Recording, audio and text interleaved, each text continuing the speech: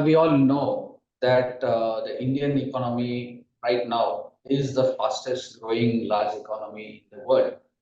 And what it essentially means that there is a cascading effect across nearly every industry segment.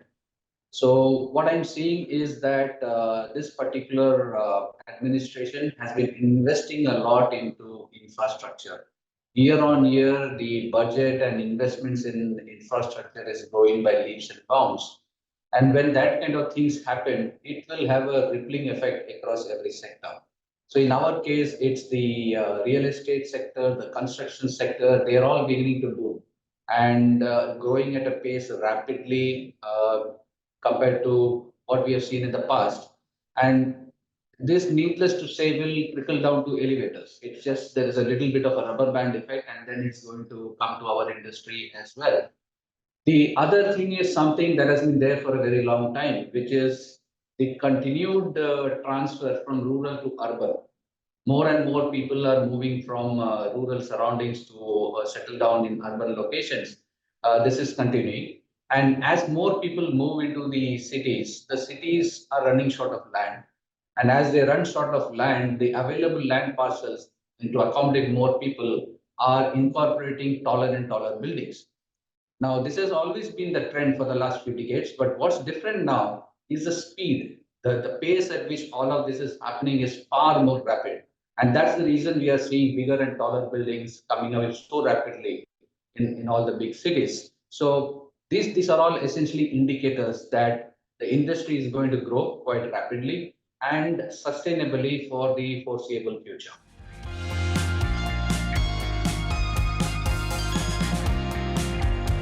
Well, in our industry, the data is not coming from any unified source. So it often has to be collected from multiple sources.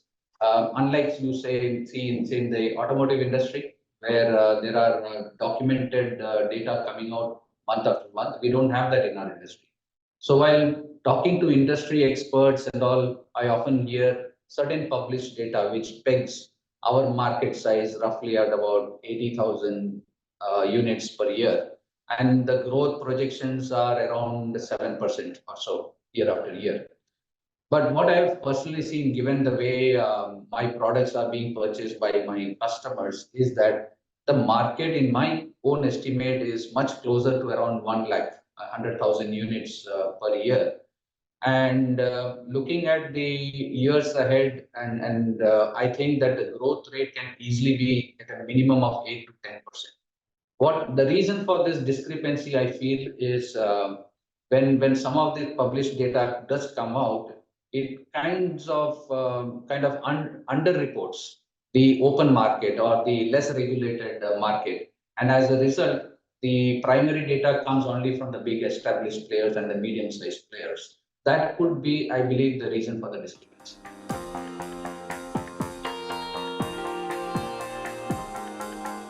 In my view, modernization will play an important role, especially in the years coming ahead. The install base is aging quite rapidly.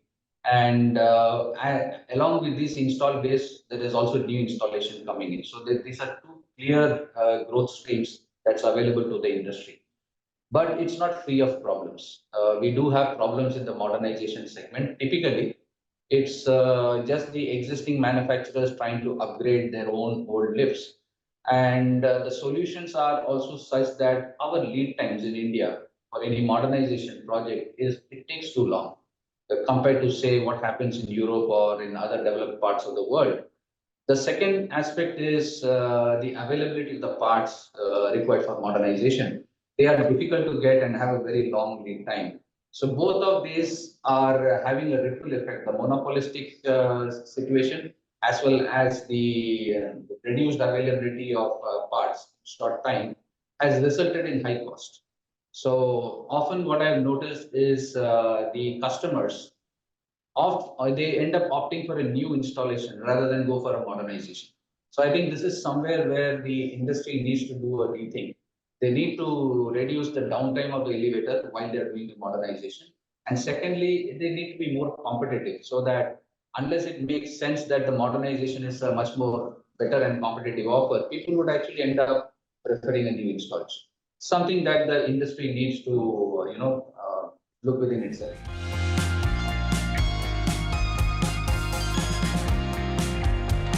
In my view, the biggest challenge that the industry faces today is on the safety and compliance. Over the years, elevator is one product where the prices have either remained flat or have been falling consistently. Now, how is that possible when the prices of every essential commodity, including steel, is going up? It's a wonder, right? So obviously, there are chances that corners might be cut despite all the value engineering. So the worrying aspect is at least the big manufacturers, they have got pretty large teams who understand compliance, who got the R&D capability. They can come up with innovative and value engineered ideas to kind of cut costs, but still be within the ambits of the codes and standards. What would be more worrying is in the unorganized sector where the understanding of the codes and standards is quite poor, and the focus is more on cost and less on quality. This is probably the reason why we are now seeing an increasing trends of fatalities, reported fatalities in our industry. It's not a good trend at all, and it seems to be that many in the industry seem to have a careless attitude towards safety. I wish that it changes, and it has to change soon. So, in these kind of circumstances, what we have been championing is the continued focus on codes and standards. For example, the new 7900 that's going to come in, we are already ready for it. We have been ready for it since a few months. We actually prepared to be ready for it by the end of 2022. So we are future ready. So as I would encourage that more and more people in the industry, companies in the industry, focus on compliance to the codes and standards. So there will always be a cost pressure.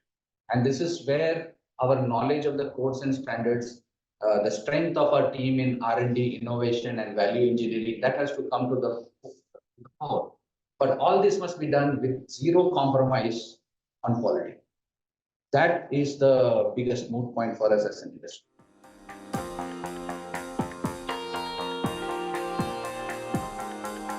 Well, EECMAI, as you know, one of its core responsibilities has been to spread awareness of the code standards and enforce safety in the industry. Towards that, we have done a lot of outreach programs where we continuously talk about safety. While talking about safety, we make sure that we are giving the community the means to understand what exactly these codes and the compliance requirements are. Education is easily the biggest tool to move forward when you want to improve safety in our industry. The more people are aware, the more people are educated, less will be the chances of accidents and fatalities. So to this, to meet this objective, EECMAI has been doing a lot of webinars, online programs, face-to-face events where safety codes standards are an integral part of these discussions and programs. In addition to that, once EECMAI got into the group, many of the EECMAI members have actually started taking initiatives on their own. So we have EECMAI members who organize safety-related awareness and briefings in housing societies, in schools, etc., so that the message is spread not just to the current crop but also to the next generation. Going forward, we also have the intention of networking with the government departments, working with them to strengthen not just the codes and compliance related to installation, but also on the overall operation and maintenance.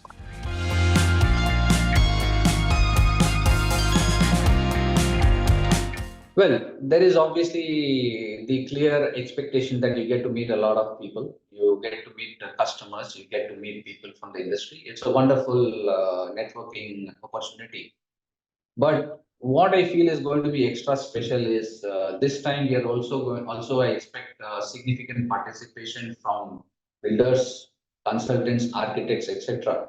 So this, I think, would be opening up a new avenue because the builders, architects, consultants, they would have very little exposure, say, to the component industry, right? They would be dealing obviously with elevator manufacturers, but less so with the component industry. So they actually get a chance to interact with component manufacturers, understand what is actually happening in the component space, what kind of new products or innovations are happening there, which can find its way into elevator specifications. So this, I think, is something that I believe would be new this time around. In addition to that, as a company, Wittur would also like to use this platform to showcase some new products. In fact, we have timed it in such a way that we release it at the expo, so that maximum customers get to see it on a first time basis. And needless to say, a program of this reputation, it is also a great occasion for Wittur to build its own brand as well.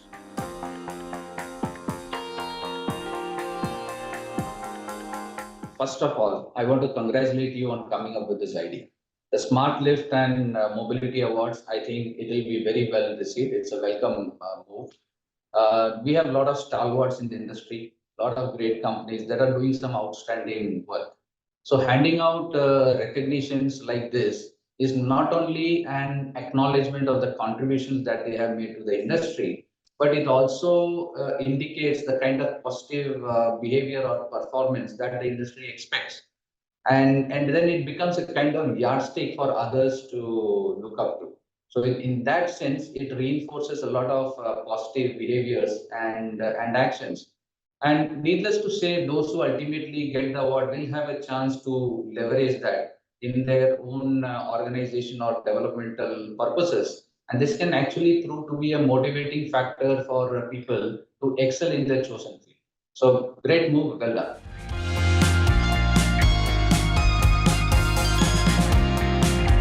Well, first of all, again, kudos for coming up with this idea. I think it's a great initiative.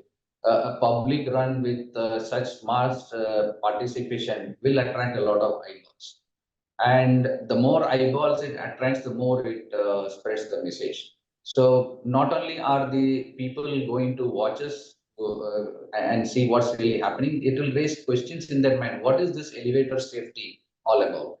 And then they would probably want to learn more about it. And the more people get informed, the safer it is for everybody.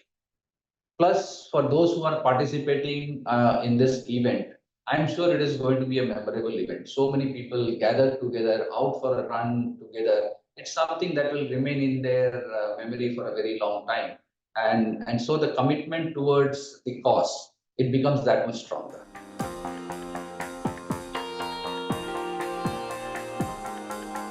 Well, the need for a national lift policy, if you ask me, it's overdue. Okay. Everywhere we talk of one India, one country, one policy, right? But if when you come to the lift industry, that's not so. It is left to the discretion of different states. And what's happening is the enforcement varies across different states. It's not uniform, that it's not standard. What this has resulted in is you will see different states have some certain unique specifications and requirements for the lifts. This ends up adding so many variants to the lift manufacturer that each time you work on a different variant, you lose efficiency. And loss of efficiency means higher costs. So that is one issue. The second thing is the whole process of ensuring quality. Different regions, different expectations, different type of specifications, then quality puts, there is a question mark. What is needed is like you need one policy when it comes to the installation, operation, maintenance, all of these codes and standards. It has to be uniformly implemented across all the states. No choice. And that's when the overall efficiency of the industry will improve. Safety levels across the country will also go up. Right? Today, the what do you call, how to face it? The choice given to states to implement as they want is probably a leading cause for the accidents that we are seeing. Uniformity is the need of the hour. One India, one policy is a must, in my opinion.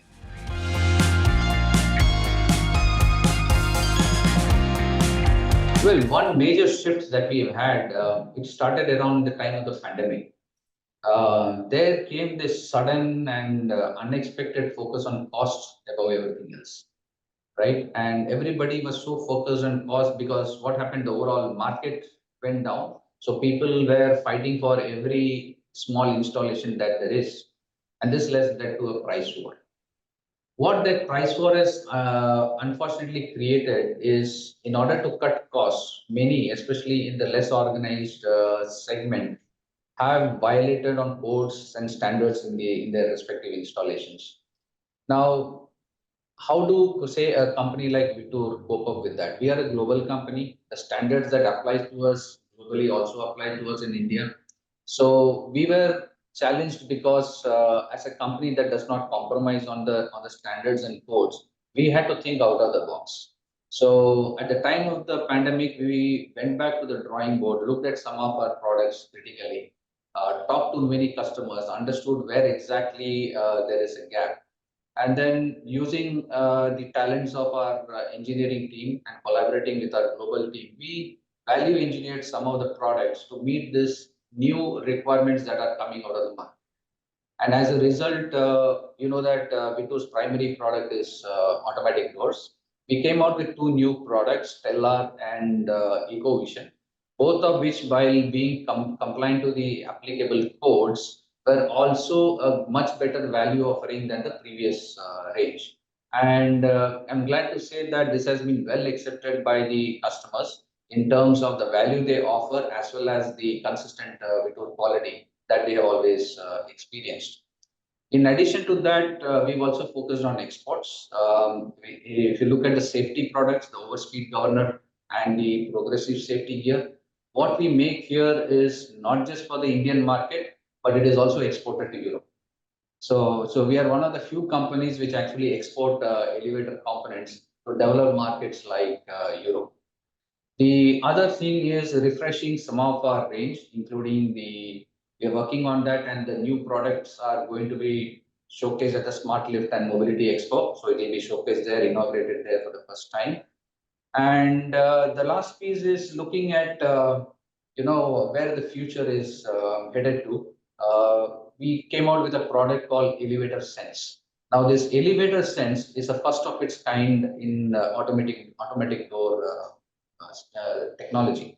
It's an IoT, Internet of Things tool. So what it does is it fitted onto the Vittur doors, and it tells the installer whether the doors have been installed perfectly as per the required tolerances.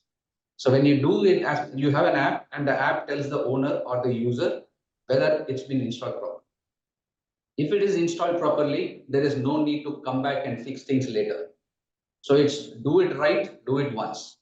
That's the logic behind it. So it offers a perfect installation at the very first attempt. The second module within that same product is the maintenance module. So today people would randomly go check each and every landing floor to see whether the doors are working okay. Those fitted with the Vittur Elevator Sense module, they need not do it. The module will tell them which door is functioning well and which door is beginning to have problems. So it kind of enables predictive maintenance. So you can actually go and replace the wear and tear parts before the door actually fails.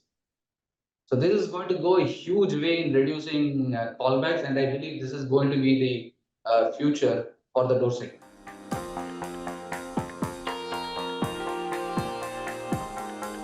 Like I mentioned earlier, we are poised for a strong and sustained growth. I mean, the importance is not just growing strongly, but making sure it continues over a period of time. That I'm sure is going to happen. And what this is going to highlight to all in the industry is that manufacturers need to think big now, not just think big about India, but look beyond India. With the kind of focus and investment that is coming into India, the earlier negativity surrounding products coming out of India will soon become a thing of the past. And even now, there are already manufacturers who are making the products in India and exporting to other countries. And this trend is on the upswing. So as more and more manufacturers start focusing on exports, automatically the quality will be better. We have this phrase in India saying export quality, right? So that export quality logic will find its way in much larger scale in the years to come. So not just the manufacturers, but the entire supply chain, going down to the tier one, tier two, tier three suppliers, they will all have to gear up to offer better quality if we are to be successful in export. This also kind of matches with the Make in India initiative, that the government of India is driving. The second part of it is technology. More and more of digital technology. I talked about IoT, Internet of Things earlier. This will have a bigger and stronger role to play in the years to come because manpower will get more and more costly. So you want to do more with less, and whatever manpower we have, we better use them efficiently. So cost of operations through internet-enabled technology will be a big lever in the years to come. The emphasis on Make in India is also having another impact, which is more and more purchasers are trying to avoid importing materials from current sources and focusing more on those who are able to deliver in India, right? So the emphasis would be on local manufacturers who are able to localize to the maximum. To give an example, one of our flagship products, the core door, is today 97% local content. Only 3% of the content of that is imported by Wittur India. So what this essentially means for customers is that there will be lesser chance of disruption. There will be lesser chance of cost fluctuations due to, say, foreign exchange changes and all of that. So overall, it increases the reliability of the supply chain, reduces risks for the customers. The last part is, we've discussed quite a bit on that, is more and more emphasis on codes and standards. Now you want to grow really big, you want to grow into the export market, you cannot do that with bad quality. You really have to up the quality game. And today, the standards that we have in India, as laid out in the building code or in the BIS 17900, they are up there with the best in the world. So if we align to that, the products coming out in compliance with those codes and standards will automatically be ready to compete with the best in the world. So these, I think, are some of the main growth drivers that I'm sure industry leaders are already focusing on, and we will see the results in the months and years.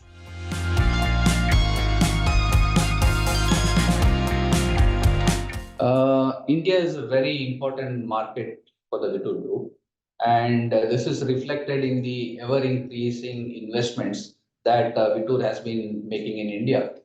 So our products have established a reputation for quality and performance. And in fact, the Wittur core door, I can say, is easily India's favorite elevator door. If there is such a terminology, it is sold in such large numbers. Our stringent quality and the global certifications have also made exports out of India possible. Probably one of the few companies to export elevator components out of the country, make and export. In addition to that, there is also another services piece. We at Wittur India also have a global services center where we've got 80 plus engineers who offer engineering and R&D services to our plants in Europe and other parts of the world. So that's the range to which Wittur is actually spreading, not just in the product, but also in the services area. Going forward, we will continue these investments in tune with the requirements of the market. We are committed to it. We are already the world's largest manufacturer of elevator components, and we intend to replicate the same in India and the Asia Pacific region as well. And while doing it, the services sector will also see more and more investments, which also helps us develop the talent pool. Improving the talent pool means having better and better engineered products coming out of this factory. The plant, in the meantime, runs its own program of continuous improvement. So we get continuously better quality, better efficiency, better costs out of the plant, which in turn offers better value to our customer. On top of all of that, the most important part is our people. We will continue to be a people and customer focused company. In fact, just news of coming off from today is that we have been recognized as a great place to work for the third year in succession with an even better score than previously. So things are looking good, and I'm sure we got some great years ahead.